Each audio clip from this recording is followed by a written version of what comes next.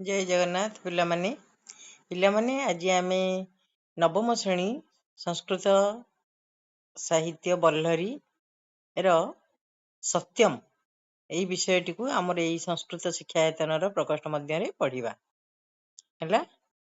ताले सत्यम यार अर्थ पिलामाने तमे जानी पारुथिबो। सत्यम कहले कौन? सत।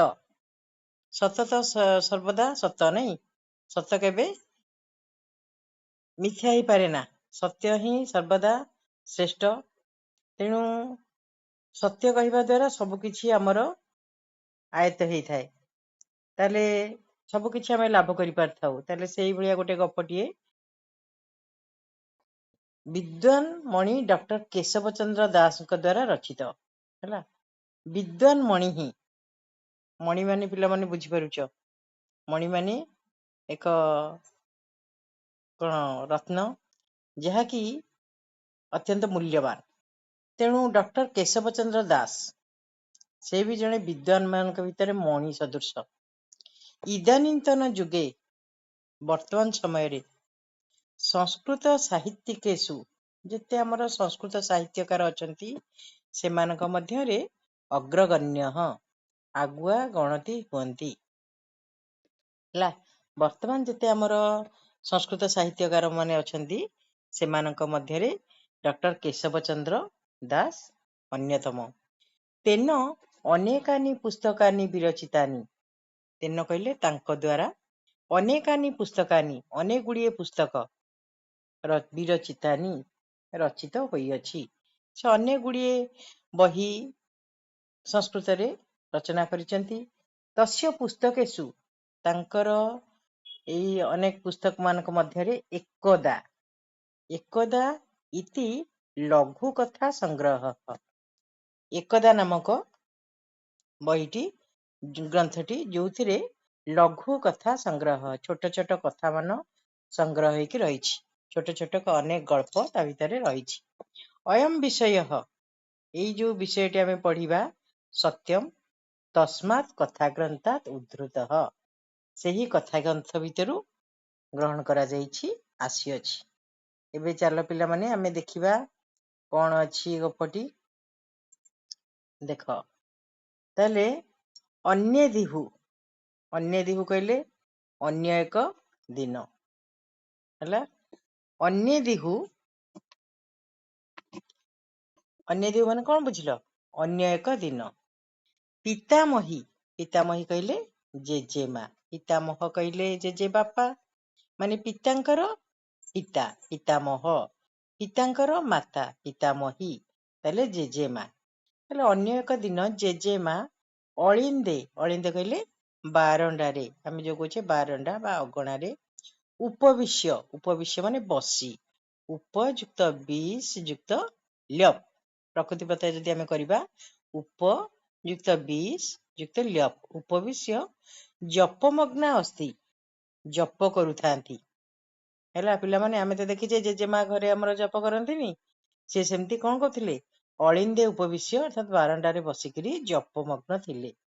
पुल्लमजा ताले तांकर नातुणी नहीं, पुल्लमजा उपाधान निकटे, उपाधान कहले एठी तकिया, उपाधान निकटे अर्थात तकिया निकटरे गोटे तकिया पड़ीथिला तारी उपरे बसी उपविश्य बसी तस्याहा मुखम पश्यति हैला।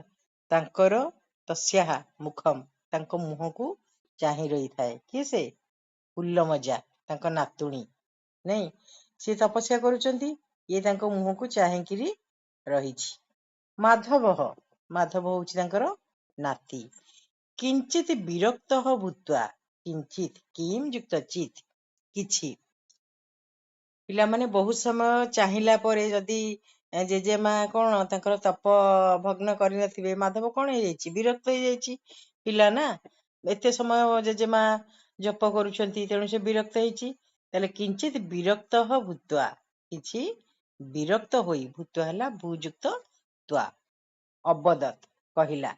ताले पुल्लमजा मुह को चाहिछि, माधव विरक्त ही कहिला पितामही संबोधनी प्रथमा, कहला हे जेजेमा कथम न समापयसी, कथम काहेकी କାହିଁକି ସମାପ୍ତ କରୁନାହଁ? ହେଲା, କାହିଁକି ସାରୁନାହଁ ଏଇ ଜପ? ଅଦ୍ୟ କିମ୍ କଥାମ୍ ନ ଶ୍ରାବୟିଷ୍ୟସି? ଅଦ୍ୟ କହିଲେ ଆଜି। ଅଦ୍ୟ କିମ୍ ଆଜି କଣ? କଥାମ୍ ନ ଶ୍ରାବୟିଷ୍ୟସି କଥା ଶୁଣାଇବ ନାହିଁ। ହେଲା, ଆଜି କଣ ଗପ ଶୁଣାଇବ ନାହିଁ? ପିତାମହୀ ପୂର୍ବବତ୍ ସନ୍ନେହୀ ରୂପବସତି। ସନ୍ନେହୀ ଯୁକ୍ତ ଉପବିଶତି।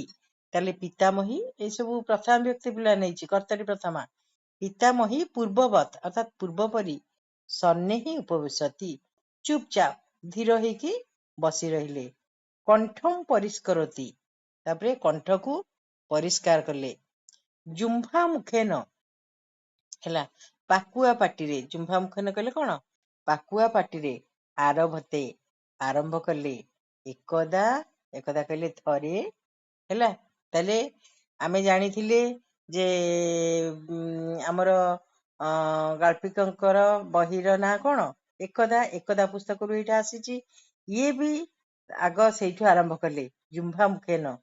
ହେଲା, ପାକୁଆ ପାଟିରେ ଆରମ୍ଭ କଲେ ଏକଦା, ତାପରେ ଗପଟି ପିଲାମାନେ ଆରମ୍ଭ ହେଲା।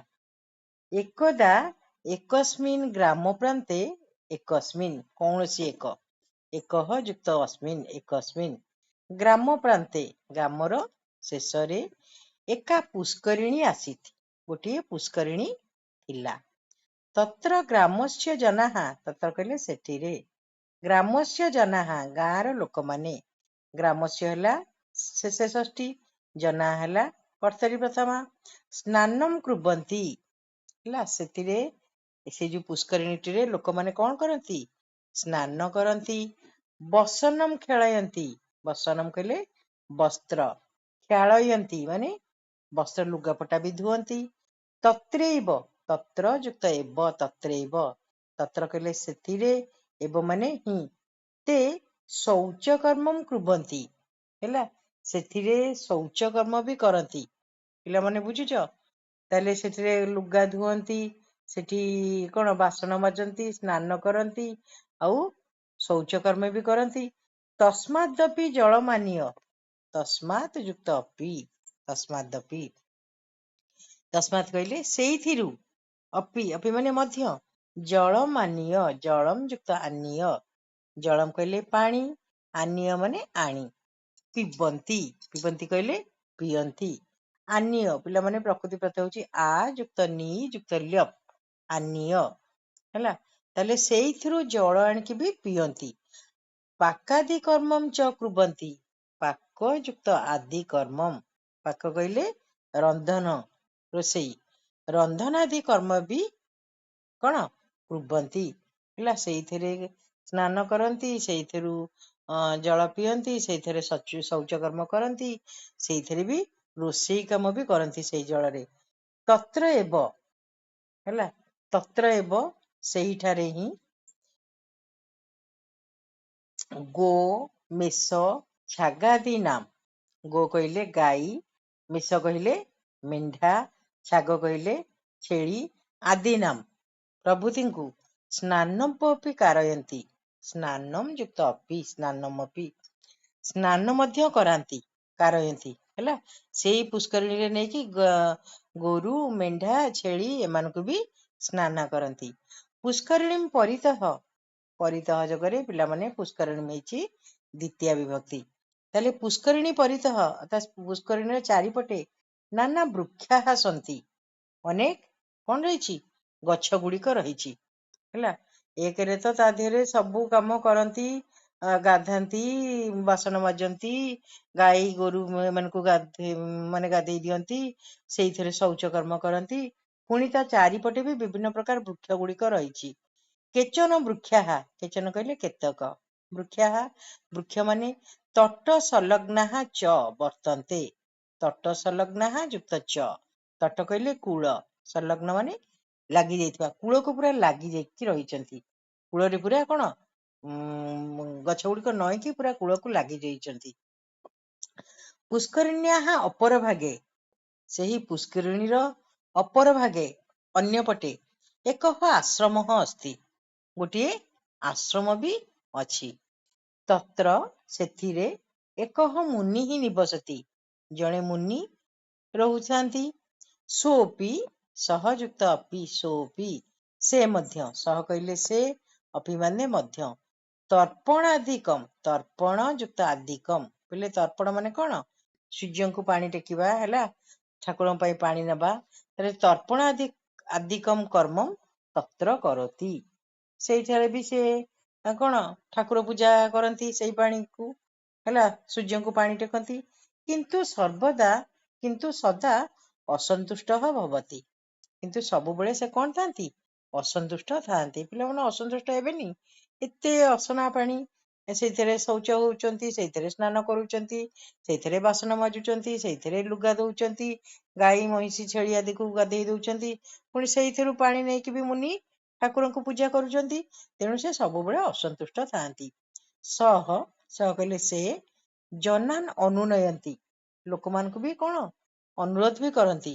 ଅନୁନୟ କରନ୍ତି ବାରମ୍ବାରମ୍ ଅପି ଉପଦିଶତି ବାରମ୍ ଅପି ଏଠି ସନ୍ଧି ବିଚ୍ଛେଦ କରିଦିଅ ବାରମ୍ ଯୁକ୍ତ ଅପି ତାହେଲେ ବାରମ୍ବାର ମଧ୍ୟ ଉପଦିଶତି ଉପଦେଶ ଦିଅନ୍ତି ପରମ୍ ନ କୋପି ତସ୍ୟ ବଚନମ୍ ଶୃଣତି ପରମ୍ କହିଲେ କିନ୍ତୁ ନ କୋପି ସନ୍ଧି ବିଚ୍ଛେଦ କର କହ ଯୁକ୍ତ ଅପି କୋପି କିନ୍ତୁ କେହି ମଧ୍ୟ ତସ୍ୟ ବଚନମ୍ ବଚ୍ ଯୁକ୍ତ ଲ୍ୟୁଟ୍ ତାଙ୍କର ବଚନକୁ କେହି ବି ଶୁଣନ୍ତି ନାହିଁ ହେଲା ପିଲାମାନେ ତାହେଲେ ଆଜି ଆମେ ଏଇଠି ରଖିବା ପୁଣି ଆର ପିରିୟଡରେ ଆଉ ପିଲାମାନେ ଏଇଠୁ ଏତିକି ଅଛି ଏଇତକ ପଢିଦବା କି ନାଇଁ ଥାଉ ଆର ପିରିୟଡରେ ଆମେ ପଢିବା ବହୁତ ଭିଡିଓଟି ଅଧିକ ହେଇଯିବ ତେଣୁ ଆର ପିରିୟଡରେ ଏଇଠୁ ପଢିବା ଆଜି ତାହେଲେ ଏଇଠି ରଖିବା ହେଲା